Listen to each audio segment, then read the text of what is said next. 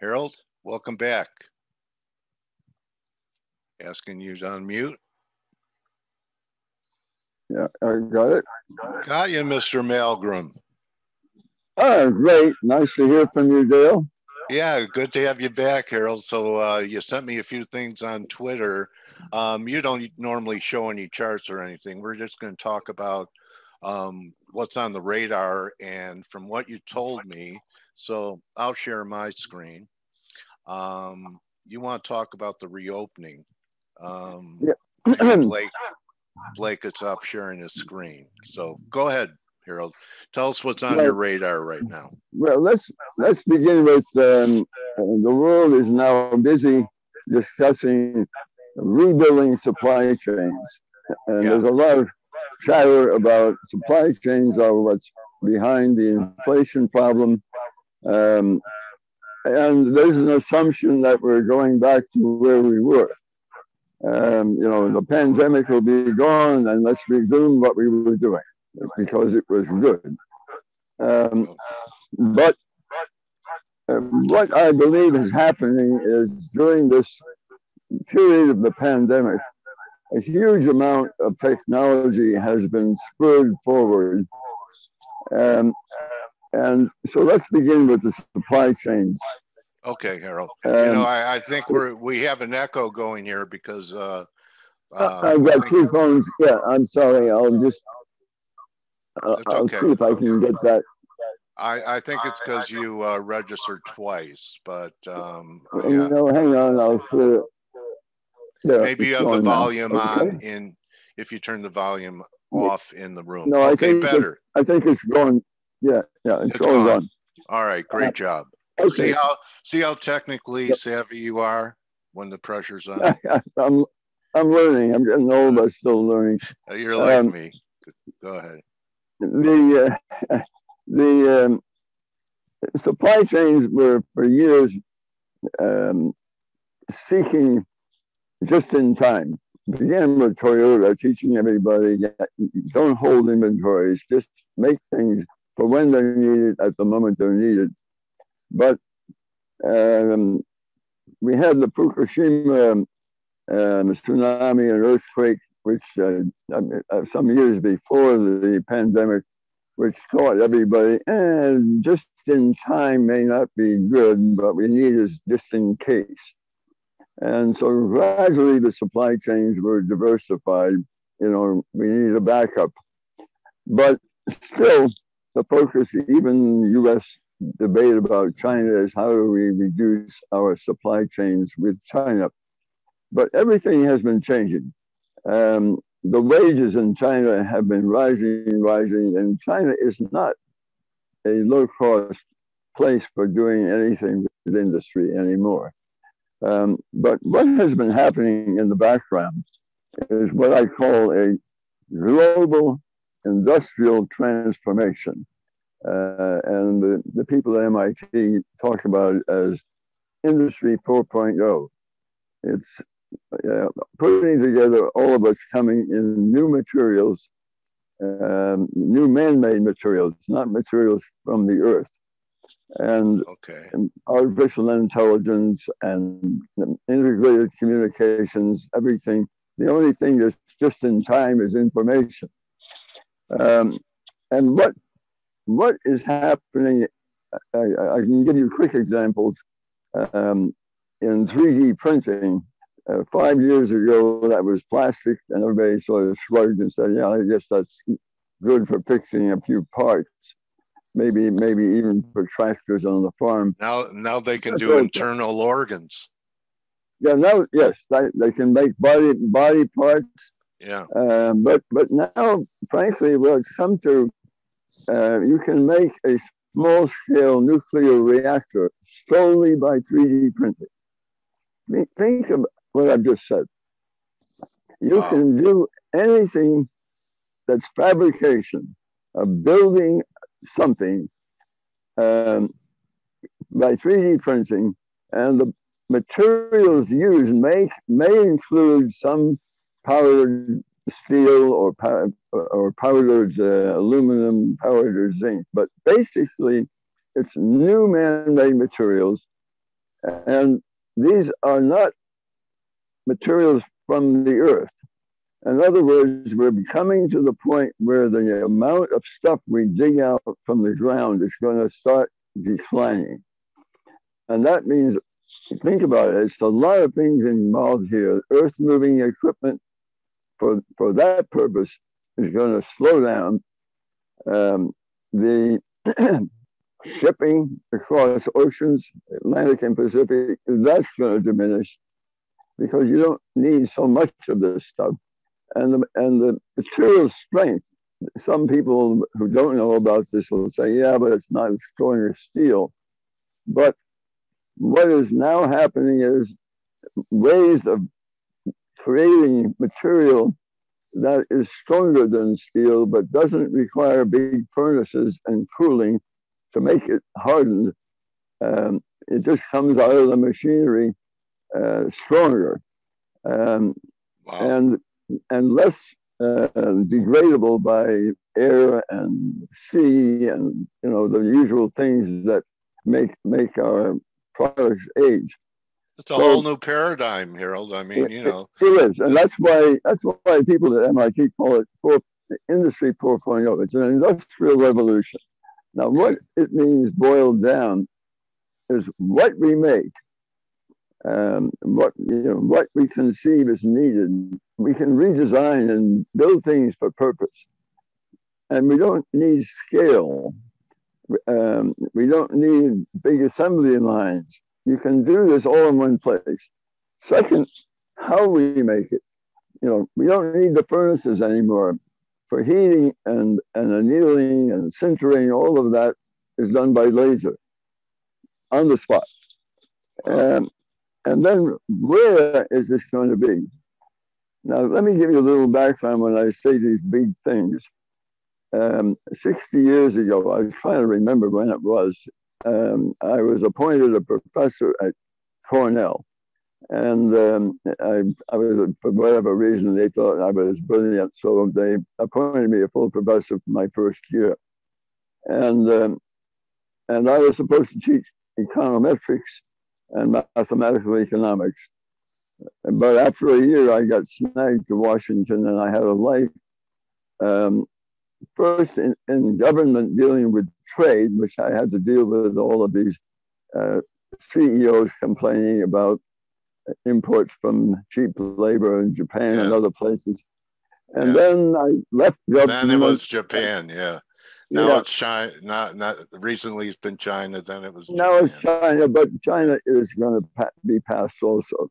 I mean, I went through all that period when Japan is going to be number one, and then suddenly it's not. And now it's China will be number one, and I don't think China's growth will continue. I think it's going to be barely positive because they will hide the fact that they can produce a lot, but the demand isn't there. So let me put your new paradigm that you're talking to an early test. All right. So there's all of a sudden a semiconductor shortage. So why aren't these 3D machines just pumping out semiconductors to fill the gap while we have this shortage? The semiconductor plant is hugely expensive to get the clean technology required, and the only company that really dominates all that is Taiwan. Right. Semi. So can 3D printers make the same semiconductors that Taiwan Semiconductor does? No, but they can do it without much labor. Okay. It's the exception to the rule, but it is, and Taiwan Semi is going to make them in the U.S. as well now. It doesn't too much matter where you make them because they're high value and you move them by air and they're worth a lot of money. It's like moving diamonds. Right now it is, yeah. Okay. Well, and DOD has a huge program to sponsor developing the same processes inside the U.S., but it's just so expensive. It involves trade-offs. Do you want more fighter aircraft or more ships, or do you want to make more semis? Okay. So your example is the exception, and it's Okay. going to hang over us for a while. But think of what I'm saying. What is made, uh, how it's made, and where it's made. We are not going to see industry coming back to places like Detroit and Pittsburgh. That's all. That's dead. Yes, we'll see fabrication popping up where there's labor advantage. We'll see a lot of that in Mexico, just across the border from Texas. But less and less labor is involved in the fabrication. More and more labor will be needed for distribution, for servicing, but making stuff will be less and less people, less and less jobs. But it's the end, and now it happens to come at a time when the pandemic is providing opportunity for mobility. And you can see inside the US, a lot of people are moving from the northern states where the taxes are high and the services are low to Texas and Florida and other places. And if I had to name a technology hub that is replacing Silicon Valley, it is Austin, Texas. Okay. Yeah. So yeah. Now, what Europe doesn't have is high people mobility. Families lived in a place for several hundred years and they're not moving. But here we have mobility, so it's a big advantage to the U.S. But think of the consequences: less shipping, less seaborne traffic, less air traffic, less digging of the earth. All of that has consequences for it.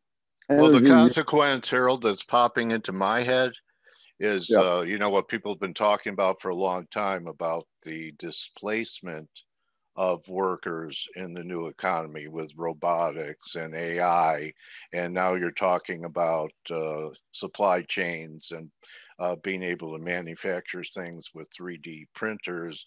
You said we're going to need more people for distribution, but I don't think it's going to make up for job losses on the manufacturing side. Am I correct that there's going to be a lot of people that are going to have to retrain or just not or drop out of the labor force?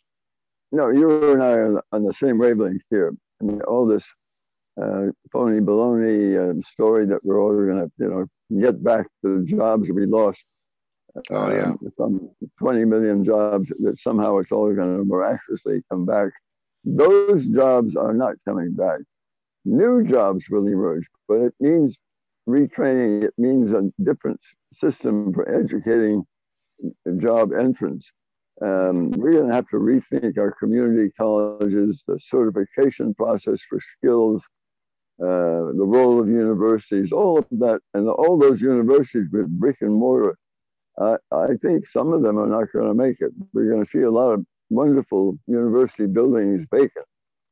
Because they're not built for this transformation I'm talking about. Please, Harold, don't tell me it's going to affect college football. Yeah, well, some of the buildings go and the money goes. I mean, all you got left is, the college football may turn into be a separate business. Okay. All right. So we go from this global system to you sent me some notes that everything becomes regional, and that's across the globe, not just in the US, but different regions are going to benefit. And like you're talking about the Rust Belt getting hit again for I don't know how many times the Rust Belt has tried to reinvent itself, the Northeast and so forth. It's going to, probably could just wait and buy housing cheaper and where people are fleeing instead of trying to buy real estate in Texas where everyone's going. And you're right about Texas. I was actually considering moving down to an island down there in Texas, and they said the market is so hot. I mean, Elon Musk has his SpaceX down there. and you know, everything's leased up, everything's being bought, and the guy told me I've never seen more Californians or New Yorkers Yes, come here right.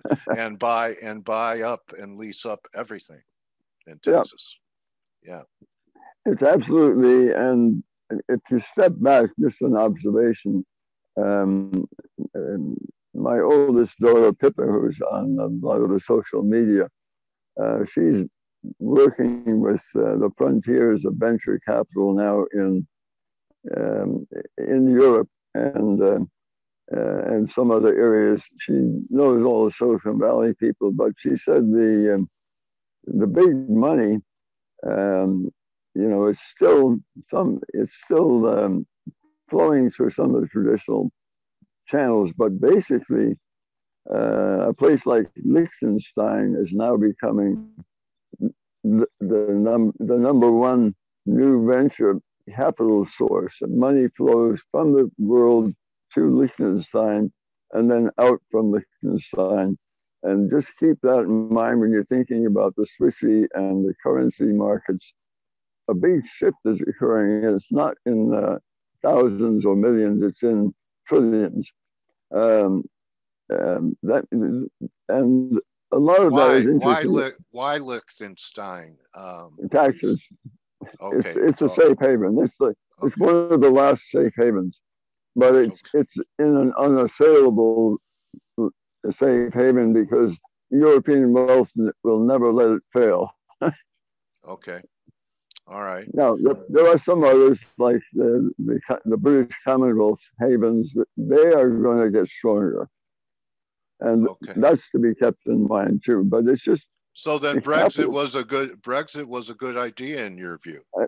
Absolutely, I think the British themselves didn't realize that London would become even the city of London financial center would become even stronger.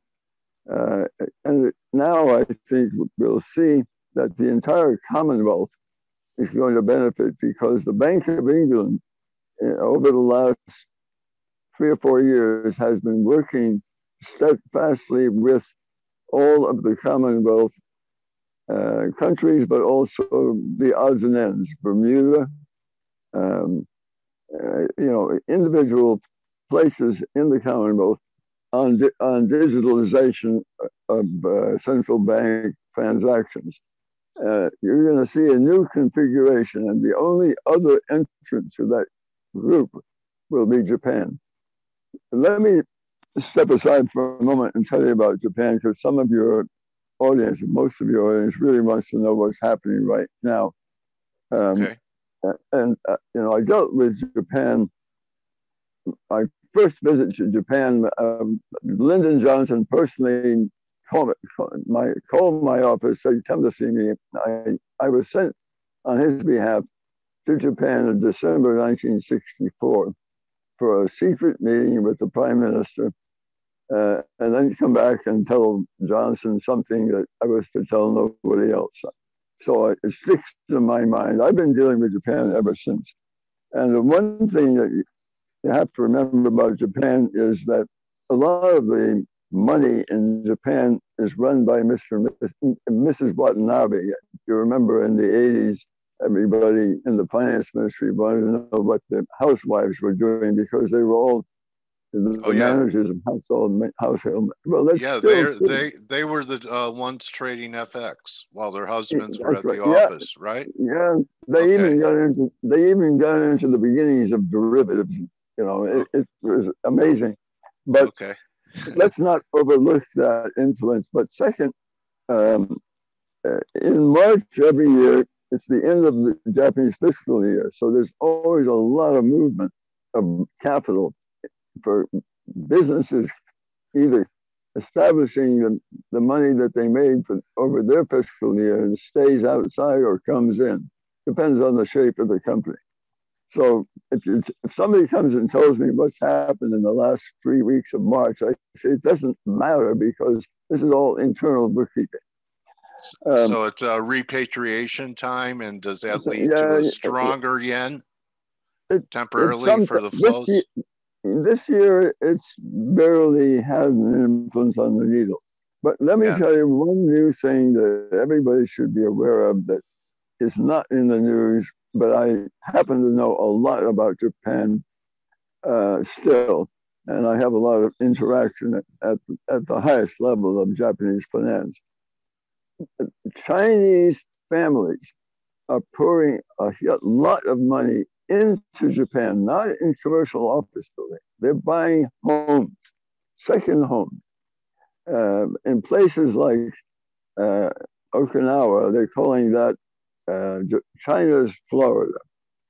And what also is going on is Chinese families diversifying are buying a lot of Japanese treasuries because they see volatility in the dollar, but they are buying Japanese treasuries not because they love Japan's Bank of Japan policy, but because it's a proxy for the dollar.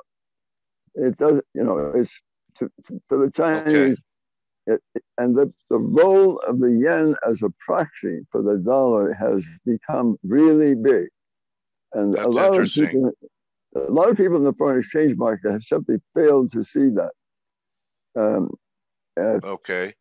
So we'll see if that translates into stronger yen. The yen usually gets stronger during periods of uncertainty. It's kind of a safe haven, and recently it's been weakening. It's kind of a good correlated currency to interest rates. Well, one thing to watch is that if the dollar begins to move in a more serious upward direction, there might be a lot of selling of Japanese treasuries and buying into dollar assets. Okay, why are the Chinese buying homes in Japan? Could it be they're worried about China? Yeah. Yes. Okay. Boiled down exactly. People who have everything in China is managed by families. Sons, daughters, nephews, nieces. It's everything's managed that way, and having a second place you can fly to nearby, and that is not under Chinese law, and it's just it's a haven for them. It's a geographic haven for them. Since you brought up China.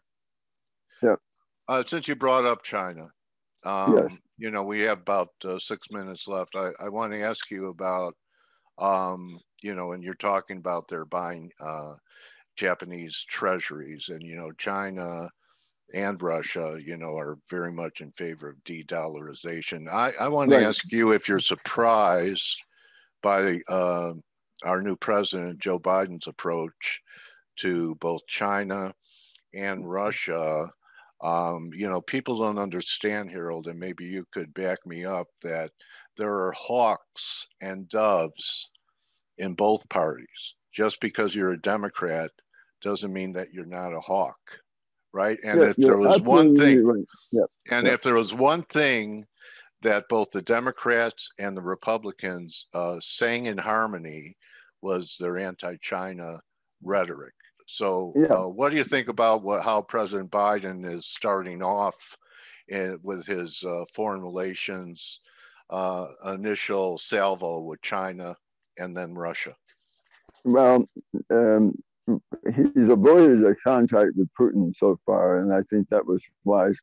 But his Secretary of State and Jake Sullivan, the NSC director, opened a dialogue with China, and I thought that was really foolish. So what all they got was, invective flying and propaganda flying between them because they didn't prepare for a meeting with China. So if you ask me, what is the China policy? I don't think they have a clue yet. Now, I've been involved in every presidential change, that is the transition, either formally or on committees or asked for assistance ever since early 1960. And it takes about 9 months to a year to figure out who's in charge of what part of the world, Is it the NFC? Is it Secretary of State or Secretary of the Treasury? Because that's a money issue. And it's a rivalry. Until then, it's kind of a gang fight. And so I'm not surprised. It's incoherent, confused, and we don't know what Biden wants because I don't think he has a clue. It's just the way it is. And I think you're absolutely right. There are China hawks in both parties. It's become popular for many reasons. National security is one. Other is the loss of jobs and the old story of everything ran to China. We got, outsourcing. Right. Well, outsourcing is over. That's not happening anymore. Yeah. Okay. Now, what has been happening is two things. One is there has been quietly insourcing into the U.S., but nobody pays attention. But in the mid 70s, the CEO of, I was out of government, the CEO of Toyota asked me to spend time with them and think through how do they deal with the protectionism in the U.S. and Europe. And I guided them to just move the damn production. I mean, what is so frightening? Produce more in the U.S., produce more in Europe, produce more in Latin America, and they did that, and they became a global behemoth. And they were so successful in the south of the U.S., but everybody's forgotten how many Toyotas are made in the U.S. now. If you're going a U.S.-made, an American-made car, the highest U.S. content will be a Toyota. GM Ford can't match the U.S. content of the Toyotas. It's weird, but the Germans have been watching this, and for the last several years, slowly dipping their toes into Alabama. And today, Mercedes-Benz, of all the SUVs they make worldwide, the majority of them are made in Alabama, and of the ones made in Alabama, more than half go to Asia and Latin America for export. It's become a major export platform for Mercedes-Benz. Okay. Yeah. Okay. I'd like to wrap it. I'd like to wrap it with this, Harald. With what you said about administrations needing 9 months or a year to kind of get their sea legs. The markets are worried about new tax policies that may be brought forward by the Democrats and the Biden administration. So if that's correct, the market probably does may be worried about it, but perhaps nothing gets passed, at least in 2021. Is that the way you see it? Yes, I have experience. I worked for the Senate Finance Committee twice over the years. I know all about how tax legislation is written. I remind you that Trump came in 2017 with control of the House and Senate. It took an entire year for him to get one bill through. He couldn't do it, even though he had control. Biden doesn't have control. He has a 50-50 split. I don't think he'll get any tax changes through. If he does, it'll be something very marginal. So forget dramatic changes in taxes. They ain't going to happen. Wow, that's the headline here. And you know what, Harald? What another great conversation with you. You've done so many things. We could save a lot of time by just trying to figure out something you haven't done. Instead of the list is so long of everything you've done. It's really eye-opening and edifying to have you join us every few months, and really appreciate it. Thank you so much, Harald, for being with us. And your favorite Tracy, Shy Girl, will be with us Thursday if you want to tune in. I'm eager to look forward to that. She's really sharp. She is definitely the world leader in commodity analysis. And you are definitely part of the greatest generation as far as I'm concerned, Harold. I really appreciate you being with us and sharing all the wisdom and experiences that you've had in your journey. Thank you, my friend. Well, thanks for asking me. Getting older, I'm trying to pass on what I've learned. All right, well, I'm going to give you as many opportunities as you want. I'll be in touch with you on Twitter. So everyone, that's a wrap. Thank Harald Malgram for being with us today. Hope you guys learned things. I did. And don't just count your pips or your 3D printers, what they could make. Count your blessings, and we'll see everyone tomorrow. Adios. Bye. Thanks again, Harald. Yeah, bye. Thank you.